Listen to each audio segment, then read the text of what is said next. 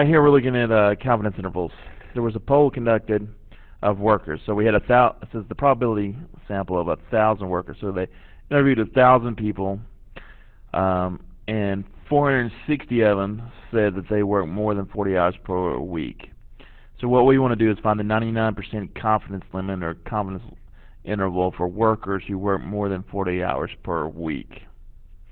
All right, so let's pick through some information. First of all, here there's no standard deviation, so we're not using that. So, but here we have 1,000 and we have 460. So this is a proportion problem.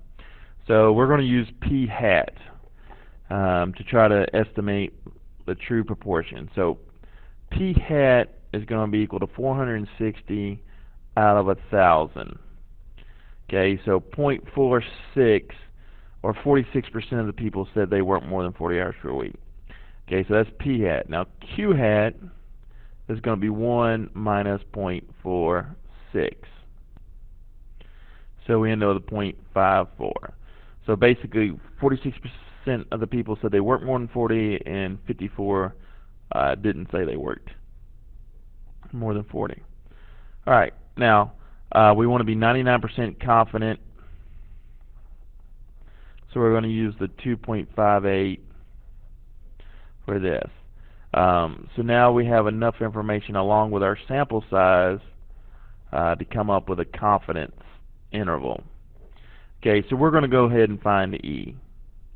Okay, so first, we'll have the 2.58. Well, I'll go ahead and put up the formula first this time. You should have this in your notes, but so that's our formula. So we're going to take 2.58, okay, times 0.46 times 0.54, okay, all divided by 1,000, and that's going to give us our E, our error. Alright, so remember with proportion, we're going 3 decimal places until we get down to the end, and then we'll round it to. But so we're going to go 0.04, okay, and we'll end up with 1 based off of rounding. Okay, so that's our error. So to come up with our confidence levels, our interval, okay, remember we're looking for the true proportion. Okay, so that's P. Now we're using P hat to estimate that. Now P hat we found to be 0.46. We'll take 0.46 and subtract 0.041 to get the low end, and then we'll do the same thing but add it to get the high end. Okay, so we end up with 0.419 on the low end and 0.501 on the high end. So now if we go back to percentages, okay, we're going to use we're going to cut out the decimal place. So it's going to be 42%, okay, to 50%. So what this tells us is between 42 and 50% of the people work more than 40 hours. But this would be our confidence interval. Alright, this is another confidence interval problem. We want to be 99% confident. The mean, okay, mean's a key word. If we see mean or standard deviation, okay, we're going to have to use the formula for our error as this.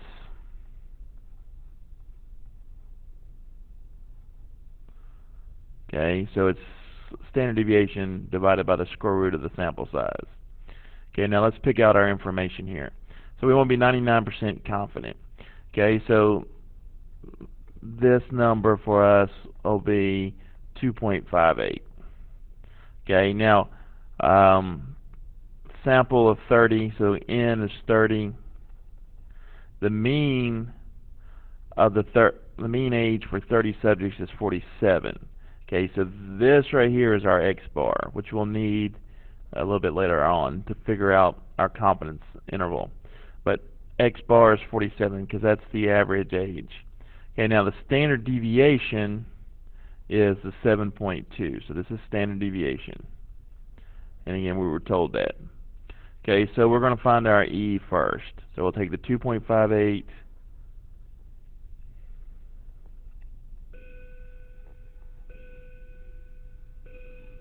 Alright, so we'll set it up this way. 2.58 times 7.2 divided by the square root of 30 to come up with our error.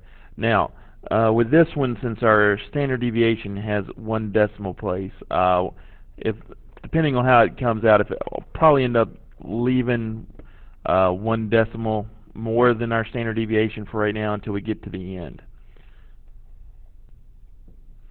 Alright, so we end up with 3.39 for our error. Now again, later on we'll end up rounding this to 1 decimal place since standard deviation has 1 decimal place. Alright, but so we're estimating the population mean. So remember, mu stands for the population mean. Okay, and so the way we do that is we'll take the mean of our sample, which was 47, and we're going to subtract 3.39 to get the low end, and then we're going to add 3.39 to the high end.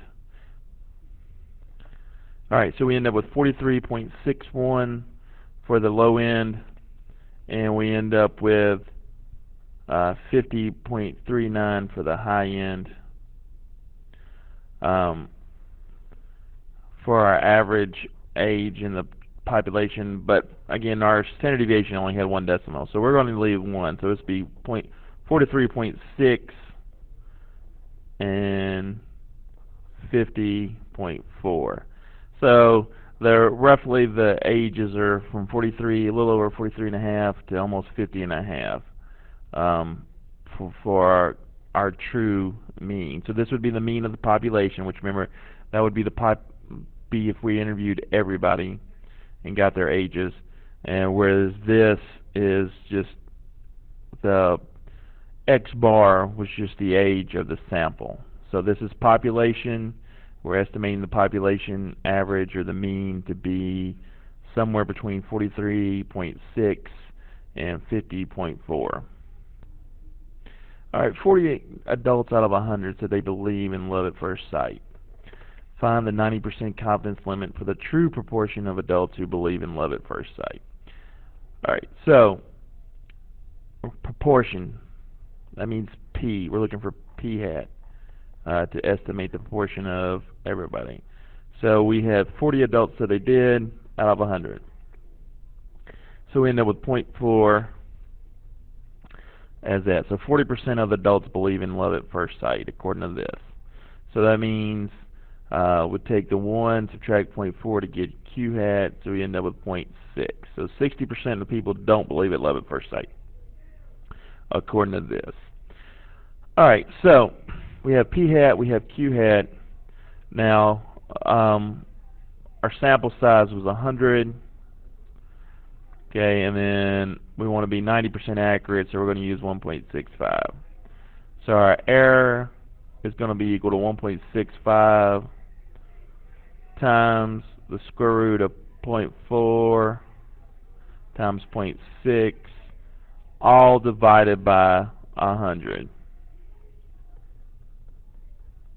Alright, so we end up with an error of 0.081. Now remember, for our proportions, we're going to keep 3 decimal places until the end with this.